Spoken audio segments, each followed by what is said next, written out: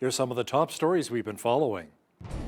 We hear from another Canadian trucker who explains why he's headed to Ottawa as part of the Freedom Convoy.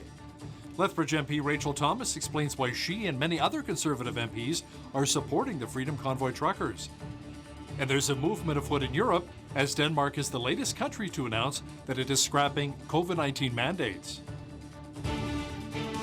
Your nation, your province, your southern Alberta. From the heart of Lethbridge, it's Bridge City News with Hal Roberts. Thanks so much for joining us. One of the organizers of the GoFundMe page in support of the Freedom Convoy said in a Facebook post that the GoFundMe will be releasing the money to their group. The campaign has raised over $6 million thanks to more than 80,000 donations. Tamara Litch says the funds will be used towards food, fuel, and lodgings for the truckers as they make their way to Ottawa. Litch says the support from Canadians has been overwhelming so far, but she also says they're dealing with some adversity, including the fact that their Freedom Convoy website was cyber-attacked. This tells you what we're dealing with, right? Isn't that crazy? A bunch of trucking men and women and one little 5-foot-tall blonde girl are that important that they're trying to shut down our website. Okay. Sick. Not to mention they've been continually trying to hack into my social media, probably listening to every phone call that I've made. Well, no, probably they are. These are the people that we're dealing with, you guys. It's amazing the rumors. This is over. This is done. He's like, hey, they got the road I closed. can't believe This it. is a blockade. They're stopping us. No, It's they're just not ridiculous. stopping us, for crying out loud. Can you imagine, you know what would happen if I tried to hack into their stuff? I would immediately probably go to jail, right? Yep, No questions asked. End of We're doing story. our jobs. Now, the Freedom Convoy, which is around 70 kilometers long, has made its way to Northern Ontario. Many of the truckers and their supporters who are driving to Ottawa this weekend say they're fighting for Canadians' freedoms and demanding the Trudeau Liberals scrap the COVID-19 mandates. This is an unbelievable, emotional ride. We've caught up to the convoy here just by Dryden, Ontario. You cannot see the front of it nor the back of it. There is people. We have seen probably thousands of people along the road with flags flying. There was even one place there with payloaders on both sides of the road and just wishing us well. It's just so emotional. Thank you.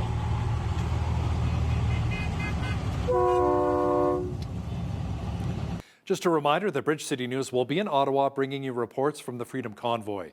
We'll also be at the Coots border crossing this weekend as truckers there say they have a message for the Trudeau Liberals as well. Prime Minister Justin Trudeau tweeted on Thursday that he came into contact with a person who had COVID-19. He says even though he tested negative, he will be self-isolating and working from home over the next 5 days.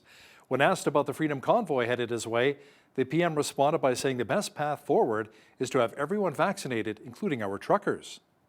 It's important to underline that close to 90% of truckers in this country are vaccinated, like close to 90% of Canadians. Over the past many months and years now, Canadians have stepped up to protect each other, to protect our frontline workers, to protect our elders, to protect our young people, to protect people like truckers who are putting food on our grocery store shelves. The small fringe minority of people who are on their way to Ottawa or who are holding unacceptable views that they're expressing do not represent the views of Canadians who have been there for each other, who know that following the science and stepping up to protect each other is the best way to continue to ensure our freedoms, our rights, our values as a country. Lethbridge Conservative MP Rachel Thomas joined us recently on Bridge City News, and we asked MP Thomas if our Prime Minister is isolating himself for 5 days, just so perhaps he doesn't have to meet with the truckers who are heading to Ottawa. This is Trudeau trying to avoid accountability. The health measures don't require him to stay home for 5 days and isolate. They don't require that. He made that up. So this is nothing more than a ploy that the Prime Minister is engaging in order to avoid any sort of accountability and having to answer for the decisions that he has made to the detriment of this country. MP Rachel Thomas has lots to share about why she and other Tory MPs are supporting the Freedom Convoy and our truckers. She'll have details coming up in the second half of our program. Dr. Paula Burns has decided to step down as president and CEO from Lethbridge College and will be taking on a similar role at Langara College in Vancouver. Burns started with the college here in Lethbridge in 2013. BCN's Micah Quinn chatted with Burns, who spoke about some of her greatest achievements during her time here in Lethbridge. It was a tough decision, but I am looking forward to the opportunity at Langara College in Vancouver. Burns cites two things as just a few of her biggest accomplishments while at the college. There's so many things that stick out to me, but probably one of the things I'm most proud of is really the development of the leadership team. From the executive level to the deans and directors and throughout the college, we've really focused on people development, and we have a fantastic team here. The other thing I would say is our connection with the Indigenous community, having an honor song, getting a Blackfoot name, Okitoki Aquinima for Lethbridge College, and then my own personal Blackfoot name. Those things stand out for me as important things for our community. Burns says it's vital to make sure that students from Lethbridge College are able to get their education completed and be able to head out into the world. And I've been encouraging people through the pandemic to really think about your education and make that step into it now. Even some of our own staff we have encouraged to, now's a great opportunity to go back to school. Board chair for the college, Michael Marcotte, says the Board of Governors will begin looking for a replacement for Burns immediately. We're blessed to know that Paula will be here through the rest of this term, which gives us some time to kind of really take our time and make sure that the next leader here lines up very much with the strategies that Paula has put in place, and we can continue to do the great work that she's started here with her executive team. Burns is the 8th president and CEO in Lethbridge College history. Her final day will be at the end of May. For Bridge City News, I'm Micah Quinn. Students from the University of Lethbridge are planning a student-led protest this weekend to stand in solidarity with the university's faculty. The group has been without a contract for over 500 days, and there's a possibility that a strike or a lockout could occur. Rebecca Roy, a student with the U of L, explains why they're participating in the protest. We want to hold the board and administration accountable. You should be able to, the faculty should feel respected and acknowledged within their work. They're the backbone of our education. So to kind of undermine them and shorthand them in terms of like budget cuts and not giving them a contract and pushing to them to the point of a strike, it's not fair, and that needs to be addressed. And it's also not fair to students to push their teachers to the point of potentially striking, because then it impacts our education as well. The protest is planned for this Sunday, 11 a.m. at the university. The COVID-19 pandemic has impacted millions of Canadians. This is especially true when it comes to affecting people's daily routines. As Angela Stewart reports now, literacy is even more vital today as many celebrate and honor Literacy Day. Literacy skills are so important, and family literacy is really an emphasis not just on kids but on families. It plays a fundamental role in our everyday lives. It helps us to perform the simplest things like reading your favorite storybook or following the directions on a yummy cake recipe. Literacy skills are necessary to help us understand the things around us. You know, across the board with our adult population is also to know the importance of how being the literacy, reading, and that literacy importance is important not only for their children but for themselves to set that example. For the last 2 years, the COVID-19 pandemic has put a damper on the way we do and learn things. Not just in Lethbridge, but we've also seen in research that's across sort of the world, actually. So we have been getting submissions, and it's been very fun. Jenny Cofill with the Lethbridge Public Library says they have noticed the literacy rate jump since the start of the pandemic. And in honor of Literacy Day, the library put out a call for kids around the area to write stories and send them in. We do have 2-year-olds that submitted, and we also up to 12, but the story could be fictional, it could be real, it could include a lot of illustrations or not. Cofill says some of the easiest ways to improve literacy in our lives right now is by reading the cereal box together, going for drives and reading stops, the signs. So it's really, we can do it all the time. It's just taking the time to do it. Even singing songs is a great way to build literacy too. For Bridge City News, I'm Angela Stewart. The Green and Yellow Group in our city is hosting a major cleanup called the 12-Month Cleanup this weekend. The group has hosted this initiative for the past 5 years. Residents in our city tell the group about areas that are in dire need of an outdoor early spring cleaning. The group plans to pick up garbage and needles from different areas in the community. Members of the group say this work is vital to maintaining the areas in Lethbridge that children and families frequent. The event will take place at 9 a.m. on January the 29th. It always ends up 9 to 11. We're back here by almost on the dot to 11. So 2 hours of your time. There's 2 places that will clean up, and it's amazing what gets done. The people that are in that neighborhood are always grateful and thankful. And that ties us back to 12-month cleanup in Lethbridge as we look to hit every area that we can, location. It won't be every alley or nook cranny, but every area in the city in 12 months. Now, there will be 2 places that the group will be cleaning up, and those areas will be revealed once the members meet up. The group is urging many people to come out and help out. Prime Minister Justin Trudeau denounced Russia's attempt to bully and threaten Ukraine. Canada is extending and expanding its mission to train Ukrainian soldiers, but it is so far not prepared to help them with lethal weapons as Ukraine has requested. Russia's threat to invade Ukraine isn't just something that should concern Ukrainian Canadians or Europeans. It's something that should concern us all.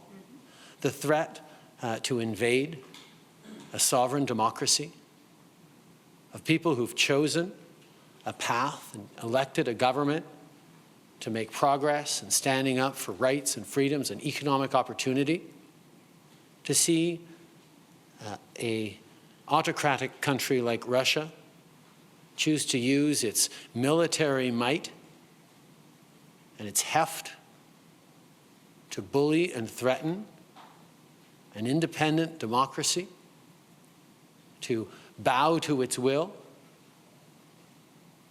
to be constrained in its path forward, is a threat not just to Ukrainians, but is a threat to all of us. The United States and NATO have told Russia that there will be no U.S. or NATO concessions on Moscow's demands to resolve the crisis over Ukraine. Right now, the document is with them and the ball is in their court. We'll see what we do, as I've said repeatedly, whether they choose the path of diplomacy and dialogue, whether they decide to renew aggression against Ukraine, we're prepared either way. Denmark is the latest country to looking at scrapping all COVID-19 restrictions. They're looking at doing so next week. Denmark joins England, Ireland, and the Netherlands in the past week to scrap the restrictions despite increasing cases of the Omicron variant in Europe. The Nordic country already loosened restrictions 2 weeks ago after a month-long lockdown allowing theaters and music venues to reopen, but some rules remained in place, including mandatory face masks and limited opening hours for restaurants. The government's decision is still subject to parliamentary approval. Now, our newest poll question here on Bridge City News is, should Alberta follow the lead of some of the European nations and lift all COVID-19 restrictions? Make sure you log on to our website, bridgecitynews.ca, and let us know your thoughts. We shall add up the results and have them for you on a future broadcast. It appears as though scammers have been working overtime since the start of the pandemic. Many of these fraudsters have been targeting seniors, while a quick-thinking grandmother who helped police take down her suspected scammer is being celebrated for her heroic efforts. Retired 911 dispatcher Jean Ebert says she hopes her story helps others from being targeted. Someone calls me back, he's a court officer, and he asks me for my grandson's name. So I'm, have to make up a name. So I took the first name of my son-in-law, who I thought was the comedian pulling this thing, Emmanuel, and I take the last name of my other son-in-law, Muro, who's a correction officer. So I make up a name and I give it to him, and he says to me, hold on. About 5 minutes later, he comes back. I see him in the system. I'm like, oh my God, I just made up this name. He sees him in the system.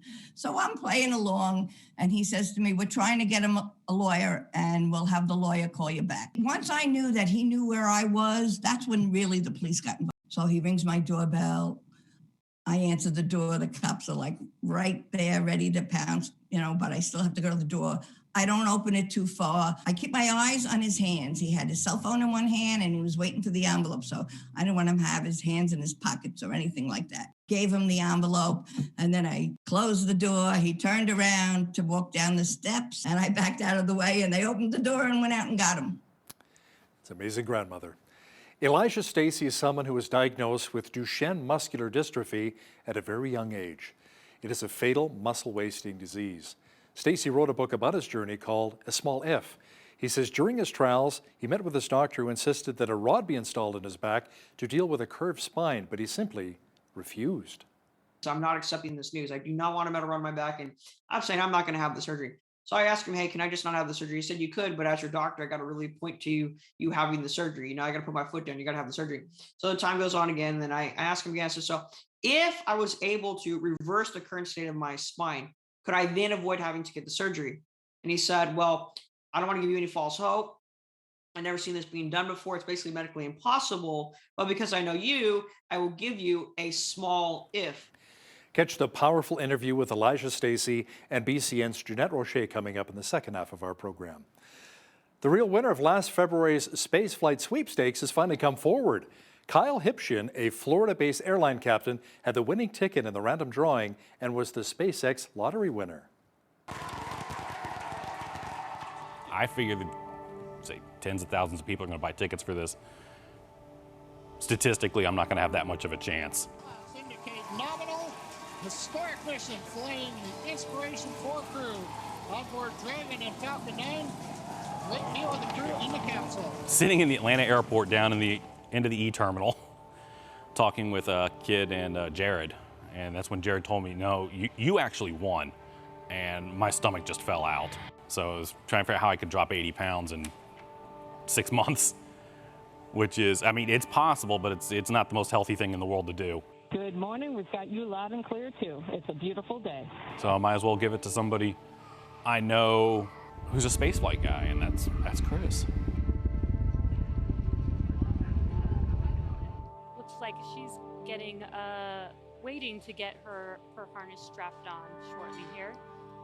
Chris just entered the vehicle as well. And I was doing everything I could to hold it together, especially during the launch. I mean, he comes back to being an airline pilot, and especially the captain, I don't want to show the emotion. I don't want to show what's actually going on. Not that I'm trying to lie to anybody, but I'm just trying to keep as stone-faced as I can. It has been so nice having the mercury above zero here in southwestern Alberta, especially for this time of year, and that trend will continue over the next few days. Complete weather details are coming up.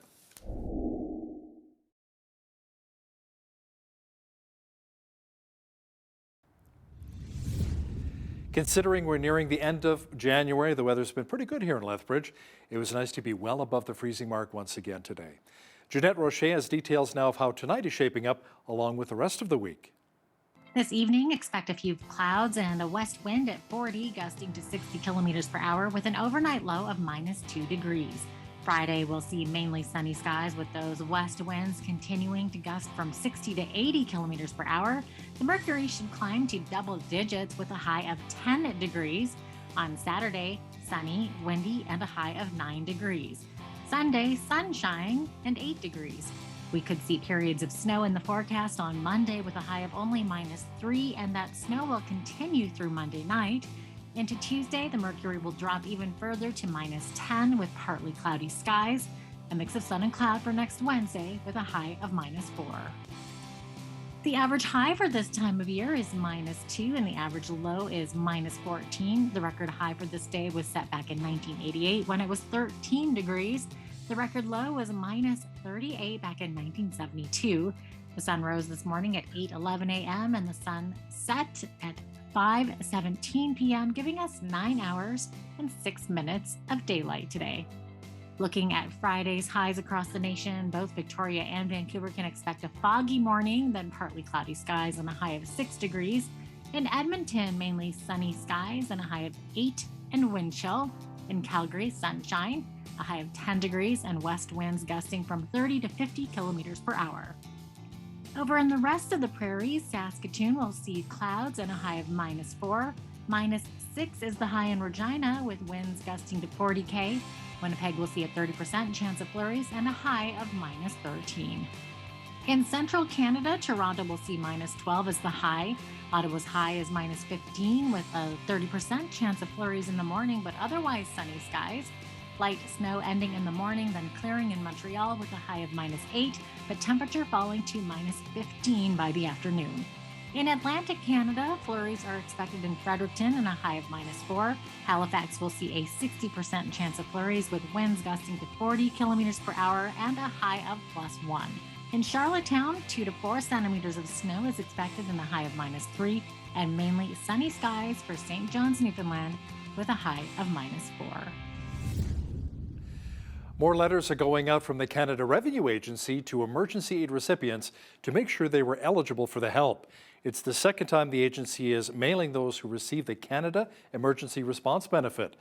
Officials want to verify the eligibility of those who received the $500 a week benefit throughout the pandemic.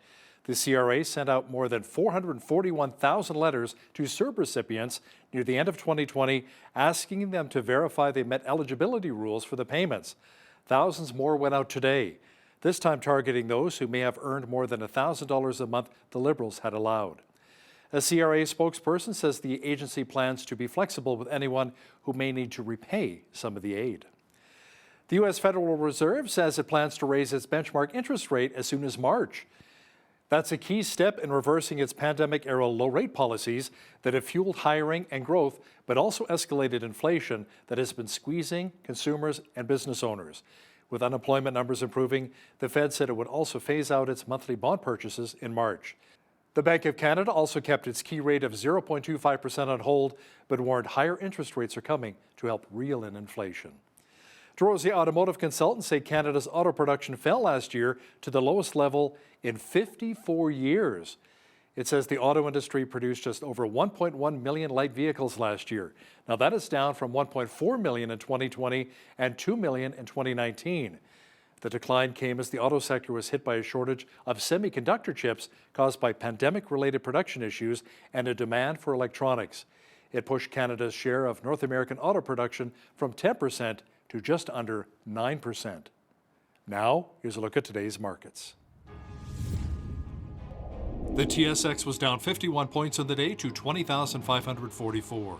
The Dow was down 7 points to 34,161. The S&P 500 was down 23 points on the day to 4327, and the Nasdaq was down 189 points to 13,353.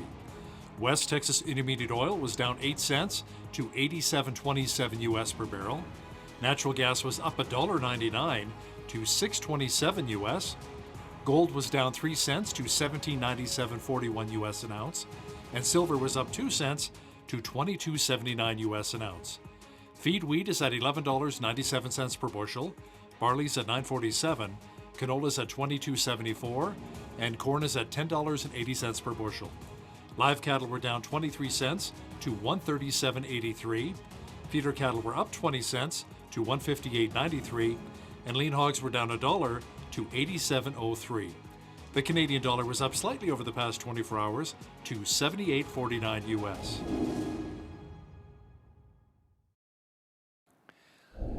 Recapping one of our top stories, GoFundMe says they are releasing the money raised in the Freedom Convoy fundraiser to the organizers. So far, their GoFundMe has raised over $6 million in support of the truckers who are part of the Freedom Convoy headed to Ottawa. Bridge City News will be in Ottawa this weekend bringing you updates from the rally. Also watch for us at the Coots border crossing along the Canada-US border as truckers there are making a slow roll through that area as well. Coming up, a one-on-one interview with Lethbridge Conservative MP Rachel Thomas, who explains why she and many other MPs are throwing their support behind the truckers with the Freedom Convoy. That Q&A is coming up in just a few moments. Here's today's Bridge City News community calendar. The Lethbridge Senior Citizens Organization is looking for volunteers to take part in their Drive Happiness program. This program is to help seniors in our community who are facing extreme loneliness due to lack of accessible transportation. Volunteers will drive clients to their medical appointments, pick up groceries, and take them to important life activities. If you're interested in this opportunity and for more information, call 403-332-4320 or email volunteer@volunteerlethbridge.com. Come and enjoy Nikayuko Japanese Garden's annual Winter Light Festival, open from 6 to 10 p.m. Wednesday to Sunday until February 28th. Bundle up and take in the massive light display, ice sculptures, and other features throughout the garden. Discover Japanese customs and traditions that are celebrated during the winter months. To purchase advance tickets and for information on COVID protocols, visit nikayuko.com. And that's your Bridge City News Community Calendar.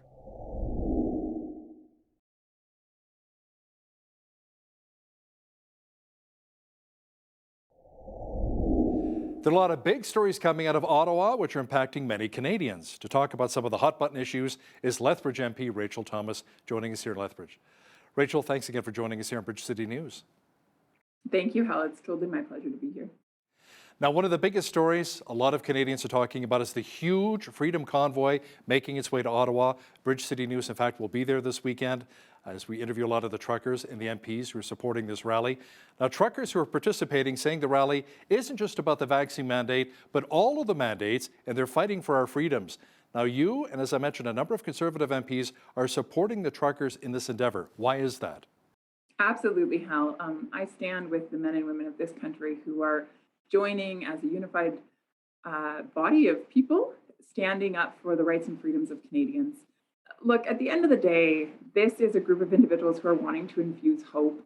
They're wanting to stand for what's right. They're wanting to draw attention to mandates that are causing significant harm, not only to our mental health, our physical health, but also to our ability to earn a livelihood, et cetera. And then, of course, as truckers, they're taking a stand for you and for me, for all Canadians, in the sense that this is going to have, the mandate is having, and will continue to have a huge impact on supply chain, our ability to be able to go to the grocery store and purchase, groceries for our refrigerator at home, or being able to put clothes on our back, or other household items that we rely on. So these are individuals who are passionate about what it is to be Canadian, true north, strong and free, and they're advocating for all of us. Now, what are you anticipating is actually going to occur once all of the truckers, thousands upon thousands of truckers converging in Ottawa? I've worked in Ottawa as well in the past. Parking is kind of premium. It's kind of limited around Parliament Hill there. Well, certainly it's going to be a very congested downtown core. And, it's going to be up to the powers that be to sort that out. But certainly there is this group of dedicated men and women who are coming to town, and it is their right to peacefully assemble and peacefully protest, and they're laying hold of that, and they're taking action. Now, Rachel, the National Post had a great story on the ongoing and unnecessary erosion of Canadian civil liberties. How did we get to this point, and can the erosion be reversed? Yeah, It is sad. We're about 2 years in now from the time that we were first told to isolate, and that the government was going to figure this out. And we were told it was only going to be a couple of weeks, and then maybe a couple of months, and then eventually we were told, well, if a certain percentage of the population is vaccinated, then we can return back to normal. And then that changed again, and the goalposts continue to move. And at the end of the day, I think Canadians are feeling rightly frustrated. And I think, trusting government and the mandates is declining. And so some of those mandates, some of those infringements would be, travel. So the fact that you have to test before you leave the country, you have to test before you come back to the country, and then you might have to test even upon arrival once again. And and a rapid antigen test isn't acceptable. It has to be a PCR test. And there's just one blockade after another, one hurdle after another that we have to overcome, in order to enjoy our civil liberty, which is, of course, movement. Not to mention, you can't even get on an airplane to begin with if you're not vaccinated. This is an infringement on our rights. I could go on and on, the right to assemble, our religious rights. The right to be able to earn a livelihood. All of these things are being infringed upon by the government. And ultimately, coming forward, there will be cases, there already are cases, where the government will have to demonstrate, that this is justifiable. I'm not convinced they'll be able to do that. And it's not sure yet if Prime Minister Justin Trudeau will be able to meet with any of the truckers. He tweeted that he's gone into isolation. He came into contact with somebody who has COVID-19. He tested negative, but he's going to self-isolate and work from home for 5 days. What are your thoughts on that? Is this maybe Trudeau just avoiding the potential of meeting with the truckers? Absolutely. Absolutely. This is Trudeau trying to avoid accountability. The health measures don't require him to stay home for 5 days and isolate. They don't require that. He made that up. So this is nothing more than a ploy that the Prime Minister is engaging in order to avoid any sort of accountability and having to answer for the decisions that he has made to the detriment of this country. Rachel, a number of media outlets, including us right here at Bridge City News, have reported that customers are seeing bare shelves and product shortages at grocery stores, but fortunately retailers say there's no food shortage just yet. Do you think it'll actually come to that? Hal, I think if the Prime Minister doesn't reverse course, it really could come to that.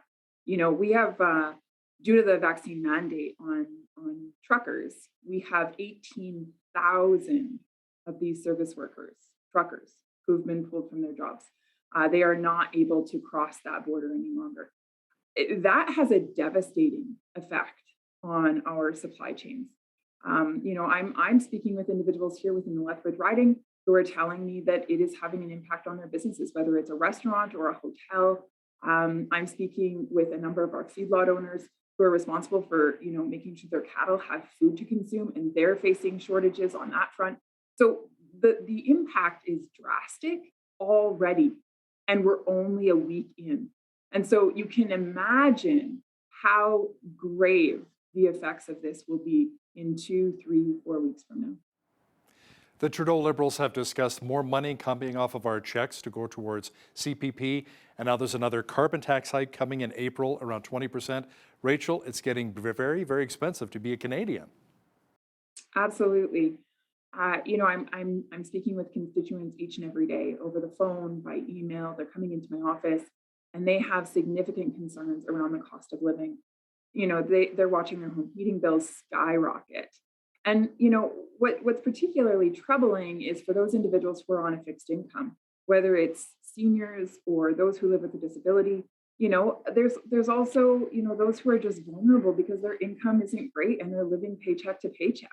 These individuals are suffering. So the reality is the vast majority of Canadians are suffering at the hands of Trudeau and the decisions that he's making. And so he's choosing to increase taxes over and over and over again. He's just finding new and creative ways to do it and calling them by different names. But it all results in an increased cost of living, and it's ultimately harming Canadians. I guess I would say this, you know, when Canadians are struggling the most, Trudeau seems to make it his top priority to find new and inventive ways to continue to punish them. That's wrong. That's not leadership. Stats Canada said inflation is at its highest point in over 3 decades at around 4.8%.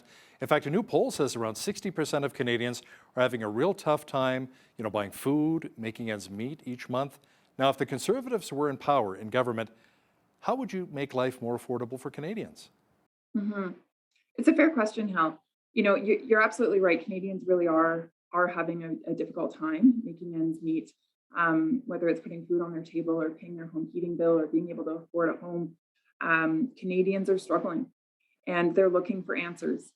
And the only answer that Trudeau is offering them is just to spend more money. But as he's spending more money, he's actually increasing the cost of living for Canadians.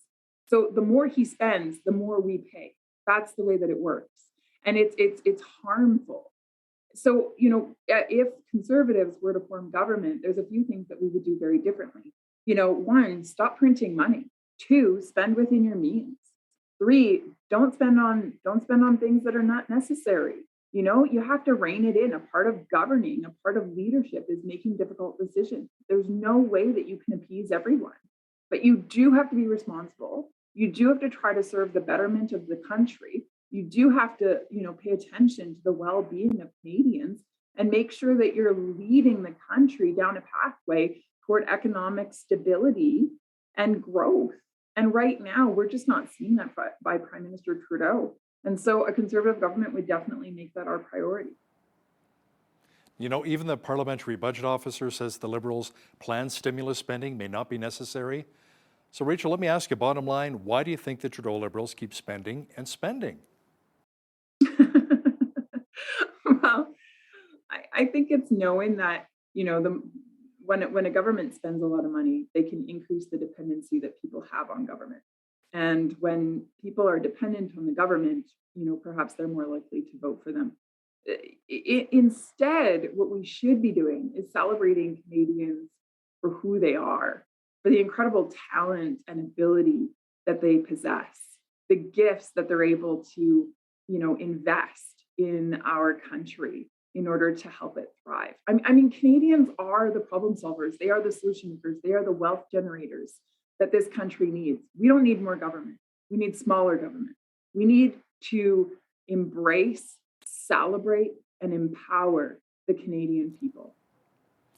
The Conservatives and NDP are demanding an emergency committee meeting to review the sale of a Chinese business takeover of a Canadian lithium company. Tell me more about that. Sure, Hal. I think ultimately what's happened here is that, the Liberal government has failed to do diligence. In other words, they've neglected to do a thorough review process of this acquisition.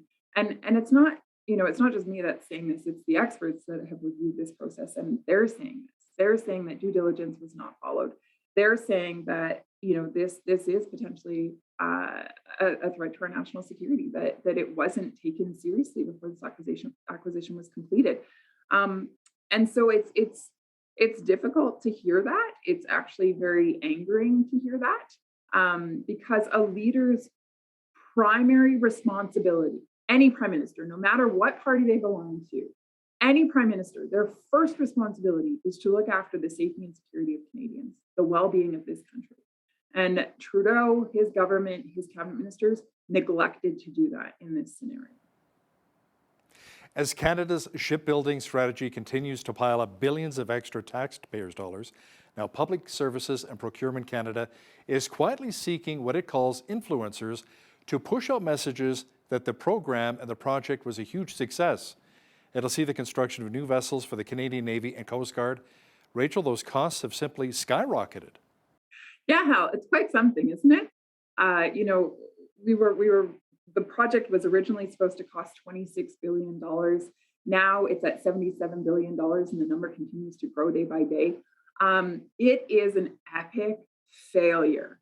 And the only one that has to own that is Mr. Trudeau, the Prime Minister of this country, and his cabinet ministers around the table with him. There were just very poor leadership decisions made in this scenario.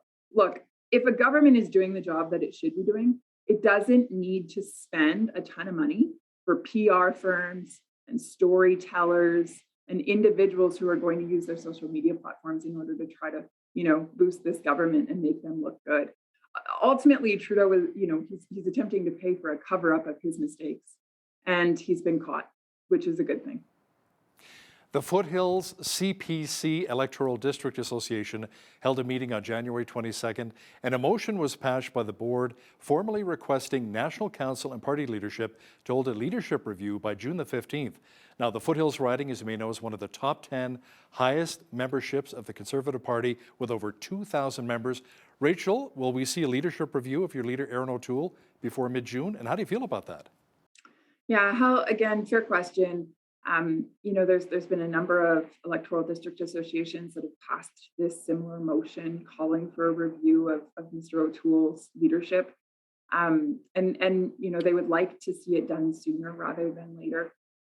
I think, of course, the goal there is that we would be prepared when an election is called, which we know with a minority government in place, there really could be an election in as early as, 18 months from now and as far out as 4 years from now. So you really do have to be positioned well. Right now, our party is situated in such a way that our leadership review should take place in August 2023. And so these EDAs are coming forward and they're saying, wait a minute, we actually want this review to take place sooner. We want to make sure that the grassroots members have a voice and that, we've made this decision before going into an election or staring it in the face. It's a fair point. It's a fair point. You should want this question settled as soon as possible. Do the members want Aaron O'Toole to continue to be a leader of the party, or do the members prefer to have a leadership race and choose a new person to lead the party?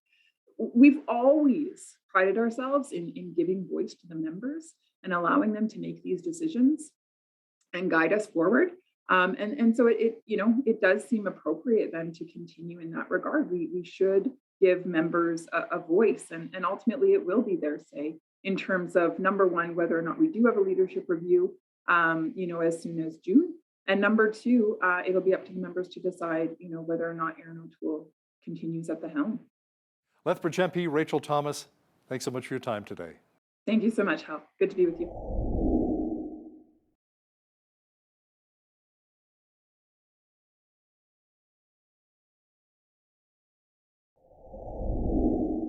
How would you respond if you were diagnosed with a fatal disease?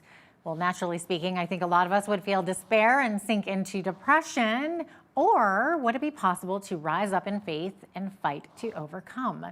Well, today's guest is only 20 years of age. Elijah Stacy was diagnosed with Duchenne muscular dystrophy. It's a fatal muscle wasting disease. He's also written a book called A Small If. Welcome to Bridge City News, Elijah. We're so happy to have you on today. Thank you so much for having me. It's great to be here with you. Absolutely. Now, Elijah, can you first of all tell us what Duchenne's disease is? When were you diagnosed? How old were you, and how has it affected you? Yeah, so Duchenne muscular dystrophy, it's a muscle wasting disease that eats away a person's muscles as time goes on. So we started noticing signs when I was about 5 years old. I wouldn't be able to keep up with my peers on the playground. I walked on my tippy toes. Going upstairs was a challenge. These things that were very abnormal for my age. So then I was officially diagnosed with the disease when I was 6 years old. Then as time went on, I became completely dependent on a wheelchair when I was 11 years old because I became too weak to bear any weight on my legs. And then later in your teenage years, you start to lose mobility in your arms. So you can't lift your arms above your head or anything like that. It's very challenging there. And the worst part about the disease is it's a fatal disease, as you said, and that's because it attacks the heart and diaphragm because those are muscles too. And Duchenne is a muscle wasting disease. My gosh, that is absolutely devastating. And this has hit your family hard as well, obviously. So 2 of your brothers were also diagnosed with Duchenne's disease. Can you tell us about this? Yeah, that's correct. So my youngest brother, Kai, he's 14 years old. He's in 8th grade. He also has Duchenne, and he's in a power wheelchair as well. And then my other brother, Max, he's 14, but he passed away. So he's in heaven now. But he had Duchenne as well. But he also had other health complications. When he was born, he had a massive stroke that led to him being cognitively delayed, blind, unable to speak, needing a feeding tube, and confined to a bed with a full-time nurse, and my mom taking care of him, basically full-time as well. So that was my brother Max. Oh my gosh, that is so sad. I'm so sorry to hear that. Is this disease hereditary? So the way it works is that it will be like my mom doesn't have the disease, so it is genetic, but it's not hereditary, and so it's X-linked. So the mother will pass it down. It's on the X chromosome, and so it comes from her because during reproduction, the mother will have 2 X chromosomes to put up, and my older brother, he's actually completely healthy and fine. He got the good one, and then the rest of us, we got the bad one. So, but there's a reason, I believe, why we have the disease that we have. Yeah, and you're so positive, Elijah. You're quite the go-getter too. And I understand that you started up a nonprofit organization at the age of 15 called Destroy Duchenne. How's that going? What are your goals with this? Yeah, so Destroy Duchenne, I started when I was 15, and it's a nonprofit that aims at advancing a medical science to cure this disease. So we're trying to raise tons of money to help science and to help minimize the suffering that people face, and that's really our main focus. And so very, very passionate about that, very passionate about business and all those good things. So I have a lot of fun doing that because my overall life cause is to minimize human suffering and propel human prosperity so that humanity can have a better quality of life. So there's all different ways I'm trying to do that, and the nonprofit is one of those. Wow. Now, at the age of 16, you chose physical therapy over surgery. So why did you make that decision? Yeah, so I went to my doctor and my spine was starting to curve more and more, and he started to advocate that, you need to have a metal rod inserted into your back. And I didn't want a metal rod inserted into my back. And so that was just terrible news. So I'm going back and forth with my doctor. I look over to my left, my mom's crying. My dad has his head down. That's what he does when he's sitting there smiling because I'm not accepting this news. I do not want a metal rod in my back. And I'm saying I'm not going to have the surgery. So I asked him, hey, can I just not have the surgery? He said, you could, but as your doctor, I got to really point to you having the surgery. I got to put my foot down. You got to have the surgery. So the time goes on again. And then I asked him again, I said, so if I was able to reverse the current state of my spine, could I then avoid having to get the surgery?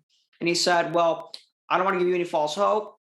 I've never seen this being done before. It's basically medically impossible. But because I know you, I will give you a small if. And so from that day forward, I went to physical therapy, did intense stretching and all kinds of things like that. Worked out all day. I hung a picture up of my x-ray so I can get in the right mindset every day. I even taught myself how to cook in a wheelchair. So I'm driving the wheelchair with one hand, holding a pan in the other hand, going to the stove, right? I'm doing all of that. And 3 months later, I go to the doctors and my spine is straighter. I don't have to get the surgery. All it took was a small if. It took that possibility, that small chance, and I worked with it and made it happen. Oh, wow. And of course, A Small If is the title of the book that you wrote. Yep. And really, my whole life, as I wrote the book, I could see a small if, throughout my whole life. These things that I'm not supposed to do with small possibilities and then go and make it happen. Oh, gosh, that is absolutely amazing. Now, in your book, you write about something that you call an adapter's mindset. So can you maybe explain that a little bit? Yeah, so the adapter's mindset, it's one of the lessons in my book. There's a lesson at the end of the first 13 chapters, but this lesson, the adapter's mindset, is all about being in the mindset that no matter what comes your way, you're going to adapt to it. Right. And so being in a wheelchair, I had to adapt to get in and out of my bed by myself, went to the bathroom by myself, getting in the shower by myself. Right. You have to adapt to it because it's going to be a lot harder than just to stand up and do it. Right. And sometimes the way you have to adapt, though, is swallowing your pride and asking for help. That's a key way to adapt. But the whole mindset, the adapter's mindset is to be open to being creative and to being open to however I got to make this happen, I got to make it happen. That's the adapter's mindset. It's just I take no for an answer and just find a way to make it happen. Gosh, that is amazing. What a strong individual you are, seriously. So what's the difference between controlling something and influencing it? And which one is better in your opinion? Well, yeah. So I don't think there's necessarily a better one. I just think the benefit of this is to recognize the difference because it frees you from stress and emotional bondage to things. So controlling something is to be able to determine the actual outcome of it, right? You can absolutely control the outcome of it. Where influencing something is you can affect something, but you can't necessarily control the outcome. And what I would say is that you got to focus on what you can control and disregard what you cannot. And a majority of things are not in your control. And so when you realize that, it really frees you from a lot of the stress and stuff. So for example, the example I like to give people is, let's say I want to make somebody like me. So I'll be very nice to them, polite, take an interest in them. But at the end of the day, that's not in my control. They may not like anybody, so they may just, not like me as well, right? And that's not in my control. But all I can do is try and influence them to like me and be a good person, be nice to them, right? And so that's the difference between the two. And I think when you really realize that, it really helps you in your life, having this disease and the challenges that come with it, knowing what I can influence and knowing what I can control is very important to keep myself in a healthy state of mind. Yeah, totally. Now, in your book, you talk about using negative energy as a motivation, which I think is really cool because you've experienced some bullying and you've also experienced people not believing that you'd be able to, heal yourself or get the spine, I guess, straight. Or maybe talk a little bit about that, using that negative energy as motivation. How does that work?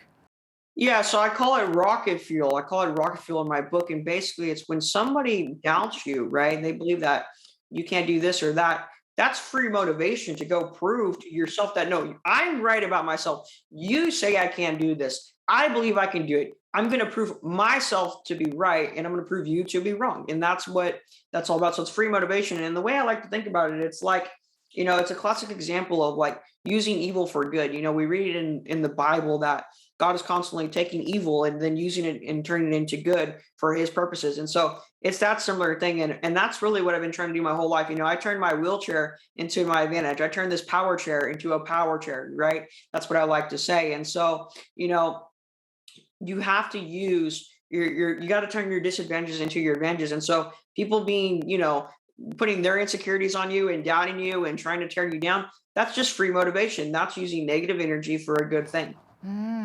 Yeah, exactly. Now, I mean, you brought up your faith. So as a person of faith, how do you reconcile your suffering or your disease with your beliefs? Well, so like I said, I believe that God gave me this disease for a reason. I think that there's a reason that he wants me to have this disease. And what I realize is that, being in a wheelchair, it draws more attention to myself. Let's keep it honest. But that's not necessarily a bad thing. If I'm living my life as Christ and I'm being a Christ-like example to people, and I can go and tell people about them, they're going to remember me more than if I didn't have the wheelchair. The wheelchair is just more memorable. It's different. And so it's a really powerful message there. But not just that, the credibility behind it. The Bible deals a lot with suffering. Jesus spent a lot of time healing people that had, some type of illness or whatever. But not just that, but people with suffering. He consulted with them. And I think that, having the suffering that I have, it makes me very credible to say that the Bible is the solution to people's problems. It will lead to the fulfillment and joy that you are seeking. The things of the world will not do that. You seek after money, you seek after fame, you seek after these things of the world, but you still feel empty. You're still searching. But when you have God, he fills that emptiness inside of you. It's a supernatural thing. That's what I believe, at least. And I just think that the wheelchair and the suffering that I go through it allows me to communicate that effectively to people that may not know it. That's amazing. Now, in your book, you have many lessons, and one of them that you teach about is self-image, and I'm sure that you've gone through that yourself. So why is self-image so key, and how can a person build up their own self-image? Yeah, so the self-image is, how do you view yourself, right? And how you view yourself is going to relate to how you act. And how you act is how other people are going to see you. So it's very important that, okay, well, how do you see yourself? So if you see yourself as timid and shy and maybe not so confident, you're probably going to act that way. But if you see yourself as a confident individual, you're probably going to act confident. And thus people are going to think you're confident. And that's going to be just a loop of positivity and reinforcing that self-image. So if somebody wants to change their self-image, they have to think about it. Well, what image do you want? What do you want to be? You want to be a confident person? Well, think about times in your past as proof of when you were confident. Maybe you raised your hand in class and nobody else did. That may be small, but that's all you need to get going. So then you say, okay, no, I do have some confidence in me. And then you can visualize and really think about it mentally and just kind of go through it. Visualize yourself thinking about being confident and imagine yourself in a certain situation. Maybe you're talking on stage, or maybe you're going to go approach somebody that you normally wouldn't approach, right? That right there is how you're going to build that self-image. And then as you practice it, you're going to become more and more aligned with that new self-image that you want. That's amazing. So many good nuggets in this book, but you also write about the need to be self-sacrificing. So what's that all about? Yeah, so that lesson highly influenced by my faith, right? That just to start off, the Son of God came down to sacrifice his life for us so that we could be saved, right? So that right there tells you something, that sacrifice is important. But I think that the world today is too selfish. I think people are way too selfish within their friendships, romantic relationships, and just the way that we deal with people within our communities. I think that we need to self-sacrifice from time to time. And I think that would make things a lot better. If I, for example, have a friend and they want to go to a movie and I want to go to a basketball game, I can sacrifice going to this basketball game so we go to the movie because I know that they will enjoy it. And I think that kind of sacrifice will lead to just a much better world. And I think that we need to stop focusing so much on ourselves and focus on other people. Mm-hmm. I think people need to hire you as a motivational speaker because you're definitely energizing me for sure. You are an amazing young man, and thank you so much for sharing your amazing story with us, Elijah. We're so happy that you could come on with us today. Well, thank you so much for having me. It's been great talking to you. Elijah Stacy is the author of A Small If. If you would like to find out more about Stacy's organization and get a copy of the book, just go to destroyduchenne.org. It's right there on the screen. I'm Jeanette Roche on behalf of all of us here at Bridge City News. Thanks for watching.